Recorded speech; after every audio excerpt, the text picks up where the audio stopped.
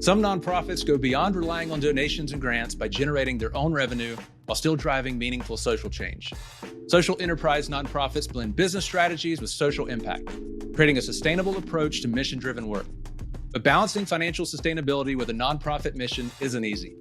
How do these organizations navigate the unique operational challenges they face? And what market-based approaches help them maximize both revenue and impact? I'm Josh with Anedot, and welcome to Nonprofit Pulse, where we explore trends, insights, and resources that help nonprofits accomplish their mission. On this episode, we're joined by Dan Rhoton on the topic of social enterprise nonprofit operations. Dan is the CEO of Hopeworks, an organization that helps propel young adults into long-term, living wage careers that put them on the path for healing and financial stability. Dan has been working with youth for the past 2 decades in various capacities, working as a teacher, school administrator, and organizational leader. Over the years, Dan has been recognized numerous times for his work with young adults, most recently in 2022 being named one of Philadelphia's most admired CEOs. Hey, Dan, thanks for joining us on Nonprofit Pulse. It's a pleasure to be here. Really excited to chat today. Excited for our conversation. We're talking operations of a social enterprise nonprofit and really exploring what is a social enterprise nonprofit, how do you measure success, challenges, how to overcome those challenges. So maybe first starting off, Dan, if you could just define social enterprise nonprofit for the uninitiated out there, which I think I would include myself in that group. How would you define a social enterprise nonprofit, and really how does it differ from more of a traditional nonprofit? Yep. So a lot of ways you can get fancy and get confused about that. All a social enterprise nonprofit is a nonprofit that has a mission, and it uses market-based business and market tools to solve the social mission. So a traditional nonprofit, hey, they're doing donations and providing services. That's great. What a social enterprise nonprofit does is it uses the market-based forces of business, enterprise, and capitalist market forces to accentuate and accelerate its mission. Yeah, so thinking about kind of the operational challenges that may be unique to a social enterprise nonprofit, what would you share that the challenges y'all face and you've noticed peers are facing as well?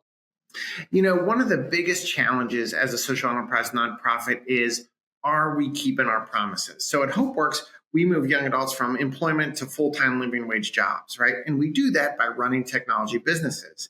That means we have all the problems of running a technology business, right? We got to deliver for clients. We got to do great work. We got to make sure it's profitable.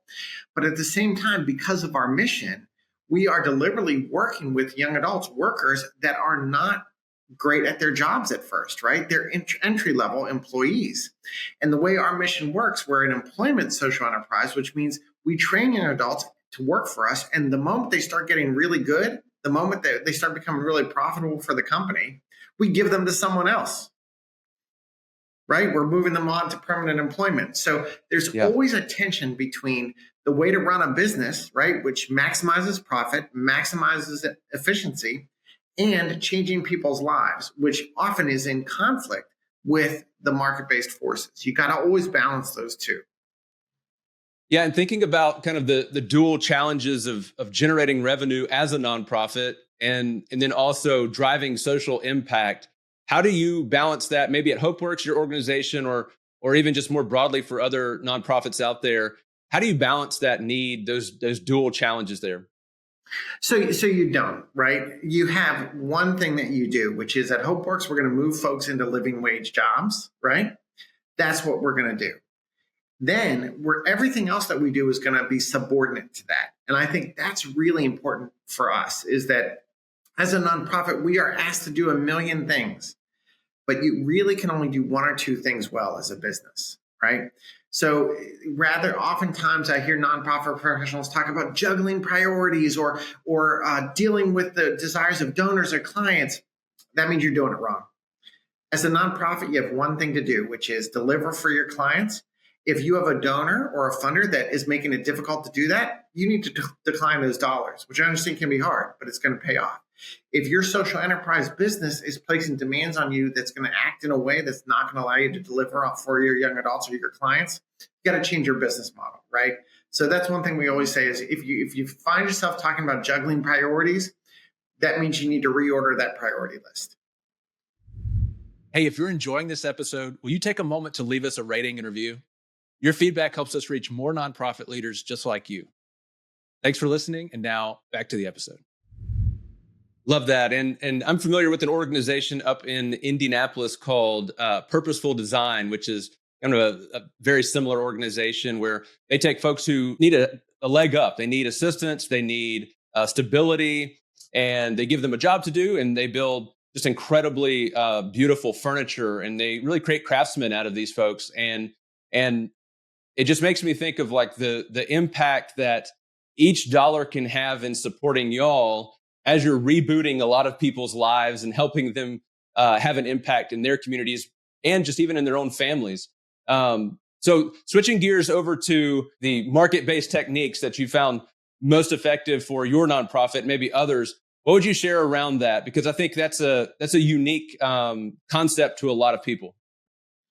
Yep. So how we work at Hopeworks, right, is we train young adults in technology and workforce skills, but then they work for us, building websites for companies all over the country, doing GIS and data analytics for Fortune 1000 infrastructure companies. And that's what we do. And then we train them, we get them work ready, they work for us, build a portfolio of work, and then we move them on to living wage jobs. What we found, and probably the best thing that's important, is number one, do not compete on social mission. And we've learned that the hard way. If we're going for an RFP, if we're going for a contract and we share about our social mission early, we will lose the contract and get a donation. If instead we are competing for RFP and we win the RFP and then talk about our social mission, we will get the contract and the donation, right? What we found is when you are talking about social mission too early in the sales process, folks perceive your company as being not capable of doing professional work. Whereas if you close the contract, you win on merits because you're awesome. Yes. And then say, by the way, your dollars are going to go to there. It fundamentally changes the relationship. And we also find that when you can, one of the best moments we've had is we had an employer call us and say, look, I'm going to start hiring your young adults. I'm going to start hiring them. We were like, great, but we haven't heard from you. I really need to hire them. Great, but we haven't built a relationship with you. Why do you want to hire our folks? He was like, I know I want them. Of course you do, but why? I said, well, truthfully, you beat me on my last 3 contract bids. I love that. And that's the difference, right? Is number one, running as a social enterprise, you got to win on merit. You got to run a good business. Then the social impact is the icing on the cake, but it can never be your lead. Either you're not going to get the project or you're going to get what we call as a pity project, right? Oh, let's throw this little bit of work. We don't really expect it to happen. That's no way to grow your business. Yeah, and it makes me think of that concept of charity, right? Like if you need a service done or you want a product, whether it's a service that you're providing at Hopeworks or a product like I mentioned at Purposeful Design, you want that to be a great product. You have needs that need to be met. You've been entrusted with the budget to have those needs met. And when you bring that word, kind of a charity IT work or charity web services work, it does have a different flavor to it. It does almost not engender quality or trust kind of at the front end of the conversation. Yeah. And, the other thing I'll add, Josh, is that it also tells everyone around you that you believe that your participants are less than. Whereas when I say to a client, like, bring it on, not only are we going to bid for this RFP, we're going to beat you. The clear impression, which is accurate, is our young adults are awesome. They're well-trained, they're ready, they're professional, right? And they're going to beat the pants off you, which, by the way, means that you should hire them. I'm telling you that my participants add value and are incredible. When I lead with, oh, well, our folks have had a lot of struggles and I hope you'll give us a chance, the message is clear. Not only do I not value my participants, but you shouldn't either, right? And they're not going to get the same level of jobs. They're not going to get paid well. And it tells outside client a lot about what you really think about the folks you're working with. Thinking about measuring success in a social enterprise nonprofit, Dan, how do y'all go about that at Hopeworks, and what would you share with our audience? And really, how does it differ from standard business metrics in light of y'all having that business side to your organization? Yeah. So the first and only metric, you heard me talk about it before, is are you keeping the promise that you made to all your participants? At Hopeworks, we say if you come in and do what we ask you to do, you're going to get a full-time living wage job. And right now we're running at 96%. 96% of the folks who come in and do that with us are placed. That is the only metrics that's important, right? Once you have that metric identified and you're hitting that number, all the other metrics are about efficiency. How can we do that faster? How can we do more of it better? And the last metric then is mission alignment. So at Hopeworks, for example, we are dedicated to solving poverty, right? What that means is there is no filter for admissions. If a young adult wants to change their life, we're ready for them, right? So that means, though, when we're running businesses, that we want to place as many folks as possible in jobs. We want to do it at a very high success rate. We have a 93% 12-month retention rate in jobs. And we have to track wages at intake. The reason that's important is because we could be running a great business. We could be doing it efficiently. But guess what? The best way to run a business really efficiently is to stop working with folks with barriers. Is to stop letting in folks that have struggles. And especially as our reputation grows, we get folks who want to come to us, not because they have barriers, but just because they hear it's a great experience. Love that. But then we got to have a metric to track. Are we really letting in folks that are experiencing poverty? Or are we just letting in the folks that are coming through the front door that are easy to work with? So the three things are: first, are you hitting the mission? Second, are you doing it efficiently? And third, are you maintaining your dedication to the mission? Yeah. And how have y'all kind of set new goals and new targets for those areas? Have y'all had a year over year goal? Is it something more a shorter time frame, like a month over month? How do y'all view kind of timeframes and goals inside of your metrics? Yep. So we start each year with how many folks are we going to place in jobs and what is the average wage and the 12-month retention rate going to be. The entire budget for the whole organization is built off of that number. That number tells me how many coaches I need, how much revenue my social enterprises need to generate, how many training staff I need. It's all built off of that number. I plug that number in the spreadsheet. It tells me everything else. Then I know all my other KPIs are weekly and they're based off of that number. So if we're going to place 250 folks in jobs, then I know how many folks I need to place every week. I know how many folks I need to place every month. And I know, and I can track against that. And we have a report that comes out every Monday morning for every person on the team with their KPIs and how they're contributing to that. And if they're missing it, it turns red. And that's one of the best things about a social enterprise is because, listen, a traditional nonprofit tries hard, but too often, too many nonprofits try hard, but all they really end up doing is making good excuses about why they couldn't achieve the goal. Oh, we said we'd get folks in jobs, but you don't understand how difficult it is. What I love about working in social enterprises, we got KPIs, we got metrics, you either hit them or you don't, right? Because the fact is, if we're going to solve poverty, we need to do it at speed and with efficiency, right? And so that's it. So for example, we're tracking how many jobs per week, what's the average salary, then we're tracking the coaches. What percentage of the coaches met with all of their caseload? Was it 90%? Was it 80%? Because we know if you meet with your folks on your caseload, that's very predictive of them being successful in a job, right? So we know our overall metric, and then we know what we got to do each week and each month to hit that metric, and then we just track to it. This podcast is brought to you by Anedot. With more than 13 years of serving nonprofits, churches, ministries, campaigns, and schools, Anedot has processed billions of dollars in donations. That experience has guided us in building tools that save your organization time and money. Join more than 30,000 organizations and increase giving today. Learn more at anedot.com. ANEDOT.com. Anedot. Save time and money with powerful giving tools. And when things are going maybe sideways for your metrics as you're tracking them, what does that reaction look like? Is that a all hands? Is it, hey, we're watching this, we're going to watch it again and see if it happens again? What does that look like? Yep. So the nice thing is that they always go sideways. Like that's the point of having KPIs, right? Like if everything was going swimmingly, either that means that A, you're not working hard, you're not challenging yourself, you could be doing more, or you chose the wrong KPIs, right? If this was an easy problem to solve, so every week something's in the yellow, something's in the red, and what you got to do is you address it that week, right? You address it immediately. Because what you know is this is not making flashlights. This is not making wrenches. These are people's lives. If one metric is in the red, that's somebody who's not going to have a place to stay at the end of this, right? And you learn quickly. One thing that is really important for us is we don't have a vision for how we're going to get folks in jobs. All we have is data, right? So if we go through and somebody doesn't get a job, why didn't they get a job? What do we need to change so it doesn't happen again? And that's how our program has grown and developed, right? If someone came in tomorrow and could prove to us that standing on our heads would achieve 100% employment, we'd start standing on our heads, right? And that's the key, right? You got to deal with it immediately.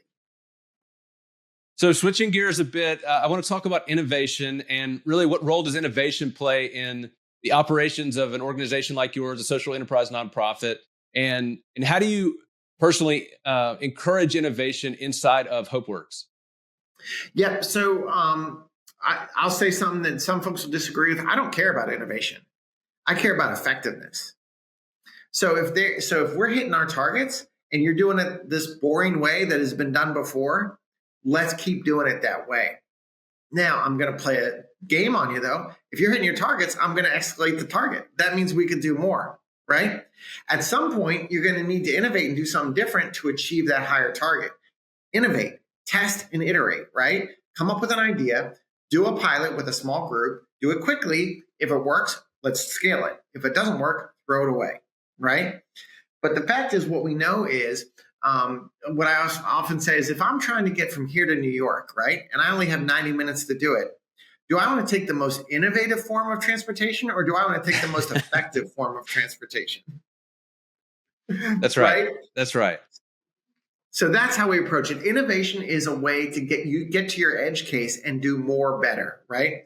But it is not a way to run your everyday operations, right? Especially when you're dealing with people's lives. Thinking about collaborations, Dan, and partnerships, it's an area we like to talk about on Nonprofit Pulse as we interview nonprofit leaders. How do you manage partnerships and collaborations with for-profit businesses at Hopeworks? And really, what are the key factors that really ensure mutual benefit when entering into those partnerships and collaborations? Yeah, so that's the first thing. Is goodwill is a nice way to start a meeting, but it's no way to build a partnership. And so what we find is what you're looking for is mutual benefit, right? Because what is the company going to get out of it, and what are we going to get out of it? And that means that partnership, when you can identify that and clearly articulate it in the MOU, it can't be unspoken. It can't be unsaid, right? It needs to be there, and there need to be metrics. They need to be able to prove to us that they are delivering on what we would get, and we need to be able to show to them that we're delivering on what we said they would get. When you do that, you don't have to worry about staff turnover. You don't have to worry about, I built this relationship and now they left, because the company understands the value and you can keep moving with it, right? Same thing for us, right? We don't have to have someone ask, well, why are you partnering with them? Or, you're only partnering with that company because they give you money or because you guys have a good relationship, right? Nope. You can see the value. And the other nice thing about that is when it's clear and articulate and you're tracking it, then you can grow it too. You can go back and say, hey, partner A, we had a great year. What would it look like if we doubled this? What would it take?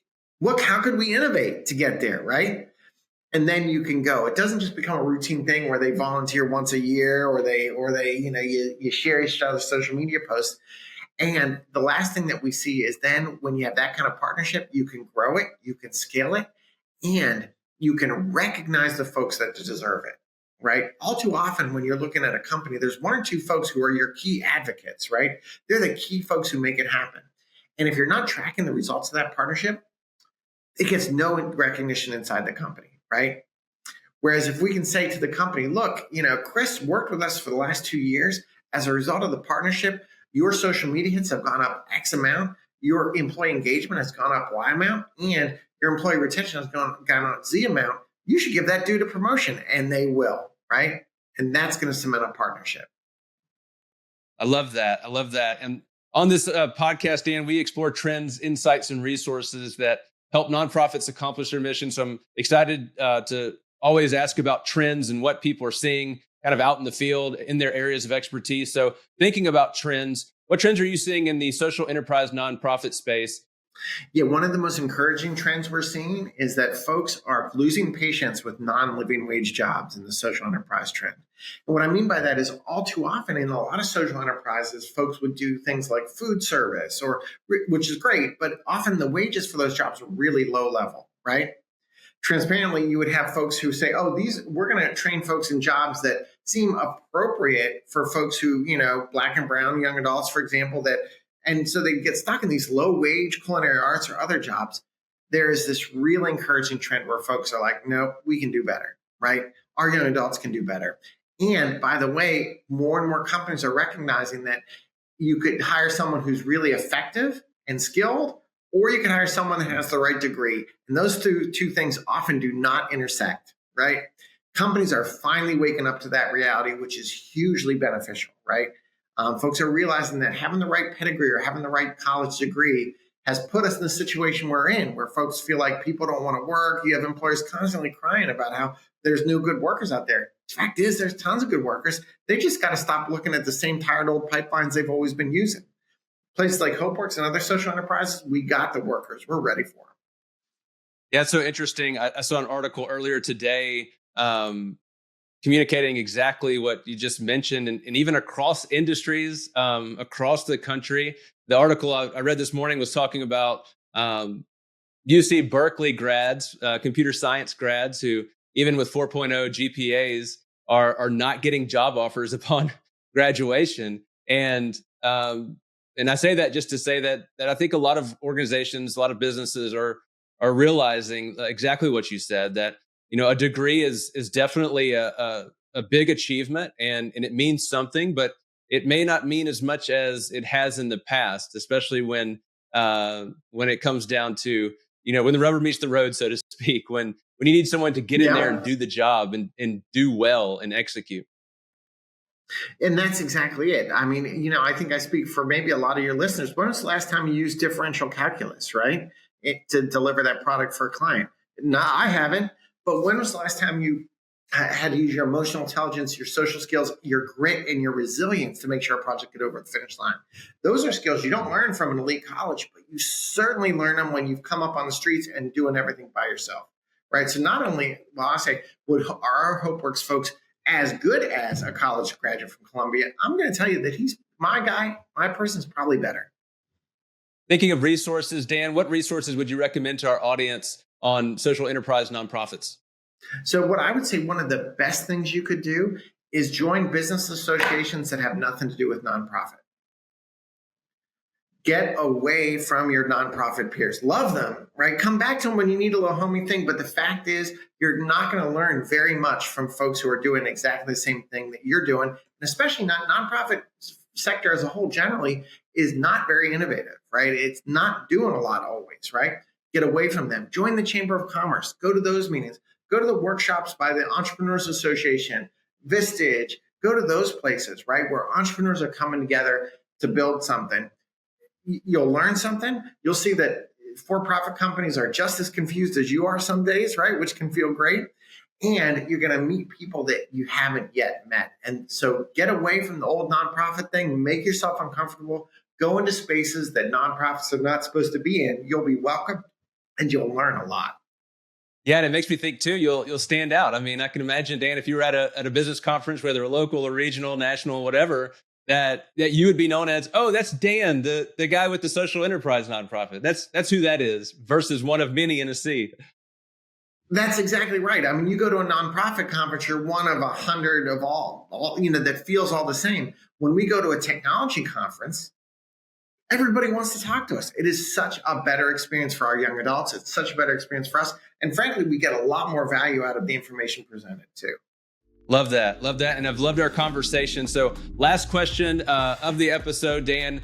At the end of every episode, I ask, if you were standing on stage in front of 1,000 nonprofit leaders and could share one thing with them, one sentence, what would you say? Go faster. Nonprofit is the only industry where your efficiency and speed determines the course of people's lives.